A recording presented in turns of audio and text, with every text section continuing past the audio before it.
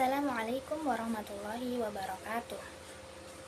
Perkenalkan, nama saya Fatih Fakihah Syahidah dengan NIM 251020303036. Kali ini saya akan memberikan penjelasan atau kultum tentang salah satu hadis, yaitu hadis tentang panggilan Abu Al-Qasim.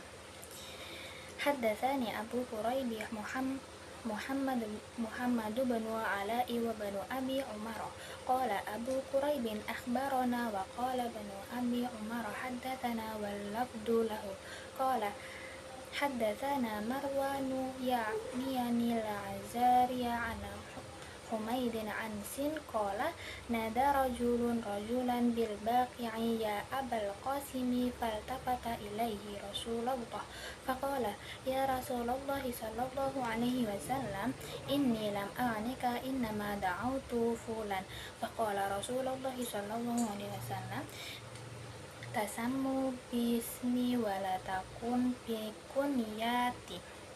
Artinya, telah menceritakan kepada Abu Quraib Muhammad bin Al-A'la dan Ibnu Abu Umar berkata, telah mengabarkan kepada kami dan berkata, Ibnu Umar telah menceritakan kepada kami dan lafaz ini miliknya. Ia berkata, telah menceritakan kepada kami Marwan yaitu Al-Fazari dari Humaid dan Anas. Dia berkata, ada seorang memanggil orang lain di Baqi, katanya, ya Abal Qasim. Lalu Rasulullah Shallallahu Alaihi Wasallam menoleh kepadanya. Kata orang itu, ya Rasulullah, bukan engkau yang kumaksud. Sesungguhnya aku memanggil si fulan. Maka Rasulullah Shallallahu Alaihi Wasallam bersabda, silahkan kalian memberi nama dengan namaku, tetapi jangan kalian memberi gelar dengan gelarku. Diriwayatkan dari Anas bin Malik radhiyallahu anhu. Hadis ini menekankan bahwa umat Islam itu boleh menamakan anaknya dengan nama Muhammad, tetapi dilarang menggunakan kunyah Abu Al-Qasim sebagai julukan, karena itu adalah julukan khusus Nabi Muhammad SAW. Kenapa? Tujuan dicegahnya hadis tersebut adalah untuk menghindari kebingungan dan mencegah seolah-olah memanggil Nabi Muhammad secara langsung. Imam Ibnu Hajar Al-Asqalani menukil sabda Imam Al-Nawawi yang mana para ulama itu memiliki berbeda pendapat dalam menggunakan sebutan Al-Qasim menjadi 3 pendapat. Yang pertama, larangan mutlak terlepas dari apakah namanya itu Muhammad atau bukan, yaitu dari Imam Syafi'i. Yang kedua, kebolehan dan larangan mutlak hanya berlaku pada masa Nabi Muhammad SAW. Dan yang ketiga, haram bagi orang yang bernama nama Muhammad dan dibolehkan bagi orang yang tidak bernama Muhammad. Dengan itu dipahami dari ucapan Nabi Muhammad SAW, yaitu larangan itu hanya khusus pada zaman Rasulullah masih hidup, dan sebab penghalangnya itu telah hilang ketika dengan wafatnya Nabi Muhammad.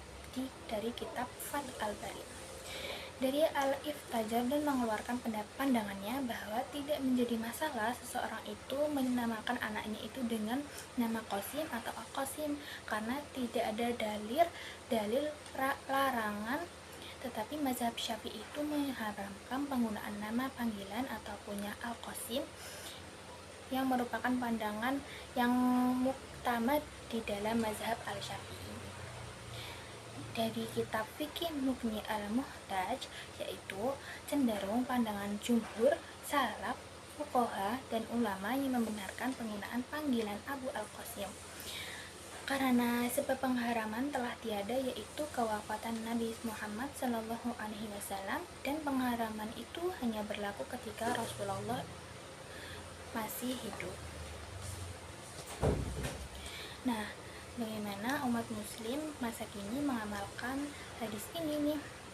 Dengan memberikan nama Qasim diperbolehkan. Hadis tersebut melarang penggunaan kunyah Abu Al-Qasim, bukan namanya Qasim itu sendiri, karena nama Qasim itu memiliki makna yang baik, yaitu artinya sebagai pembagi atau orang yang tampak. Oleh karena itu diperbolehkan menamai anak mereka dengan nama Qasim dengan menghindari kunyah Abu Al-Qasim sebagai bentuk penghormatan dan kehati-hatian. Sebagian muslim memilih untuk tidak menggunakan kunyah Abu Al-Qasim meskipun masih diperdebatkan nih apakah larangan tersebut masih berlaku atau tidak.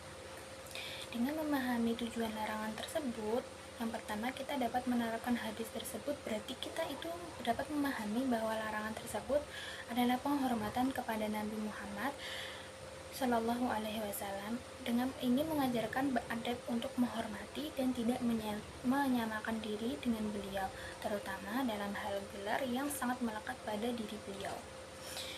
Yang kedua, mengutamakan nama-nama baik, yang dimana hadis ini juga mengingatkan kita bahwa memiliki nama dan julukan yang baik dalam Islam itu sangat dianjurkan. Kesimpulan dari penjelasan saya adalah larangan menggunakan kunyah Abu Al-Qasim tujuannya adalah untuk menghindari kesalahpahaman. Jika ada orang yang memanggil Aba Al-Qasim, maka akan langsung merujuk pada Nabi Muhammad SAW, bukan kepada orang lain. Nah, ada dua pendapat tentang hadis ini dari ulama. Yang pertama adalah larangan itu tetap berlaku selamanya, baik pada masa Nabi masih hidup maupun setelahnya, yang didasarkan pada keumuman lafaz hadis yang tidak mengikat larangan tersebut. Yang kedua, larangan ini hanya berlaku pada masa hidup Nabi. Setelah Nabi wafat, larangan tersebut itu tidak lagi relevan atau tidak lagi dipergunakan gitu, sehingga boleh bagi seorang muslim itu memiliki punya Abu Al-Qasim. Ini adalah pendapat dari sebagian para ulama. Jadi mungkin cukup segitu penjelasan dari saya tentang hadis Abu Al-Qasim. Semoga bermanfaat bagi orang-orang yang baru pertama kali mendengarnya. Sekian dari saya, bila ada salah kata saya mohon maaf. Wassalamualaikum warahmatullahi wabarakatuh.